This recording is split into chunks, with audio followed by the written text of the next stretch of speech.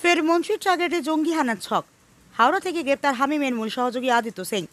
মুখ্যমন্ত্রীর পর এবার রাজ্যের আরও এক মন্ত্রীকে নিশানা করার চাঞ্চল্যকর তথ্য সামনে এলো।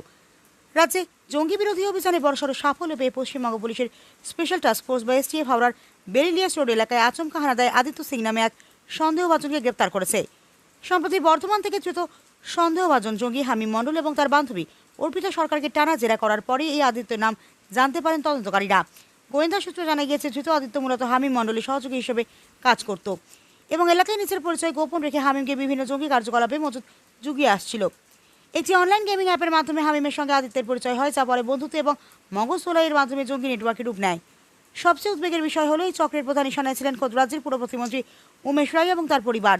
মন্ত্রীর ছেলের গতিবিধির ওপর গোপনে নজরদারি চালানো এবং তাকে হানি ট্র্যাপে ফাঁসিয়ে অপহরণ করার মারাত্মক পরিকল্পনা করা হয়েছিল, যা বাস্তবায়নের পুরো দায়িত্ব ছিল আদিত্যর কাঁধেই। সে মন্ত্রীর পরিবারের সমস্ত গোপনীয় তথ্য নিয়মিত পৌঁছে দিত হামিম ও অর্পিতার কাছে। এদিকে হামিমের অতীতের দিকে তাকালে দেখা যায় যে সে দীর্ঘ 12 বছর ধরে হাওড়ার পিলখানায় ভাড়া থাকতো, বোতাম তৈরির ছোট ব্যবসা করত। কিন্তু পরবর্তীতে সে নিউ টাউনের পর বর্ধমানের একটি অভিজাত আবাসনে বিলাসবহুল জীবন কাটাতে শুরু করে।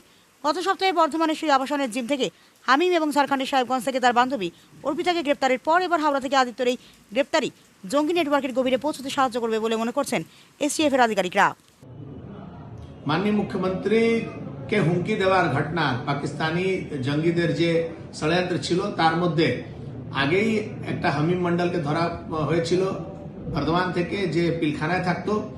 তার গার্লফ্রেন্ড ধরা পড়লো অর্পিতা ঘোষ, যে হানি ট্র্যাপ করত। আজকে আবার এসটিএফ একজনকে ধরেছে, তার নাম আদিত্য সিং। তার বাবার নাম বেদ প্রকাশ সিং। আগে ও বেলিলিয়াস রোডের নিবাসী, মূলত ওরা আজমগড়ের লোক আছে। এরা হচ্ছে আসল সমাজের দুশ্মন, যারা টাকার জন্য পাকিস্তানি জঙ্গিদেরকে সমর্থন করে, লোকের ইনফরমেশন লিক করে, ভিডিও বানায়, সেই ইনফরমেশন গুলো দেয়। এদের ভরসাতেই আমাদের উপরে এই থ্রেড গুলো আসে। আমি বলছি, আগেও বলেছিলাম যে এই পুরো বিষয়টা খতিয়ে দেখার কাজ এসটিএফ করছে। যারা এর সঙ্গে যুক্ত ছিল একজনও ছাড় পাবে না। নিউজ ইউনাইটেড ইন্ডিয়া, খবর হবে শিরদাঁড়া সোজা রেখে।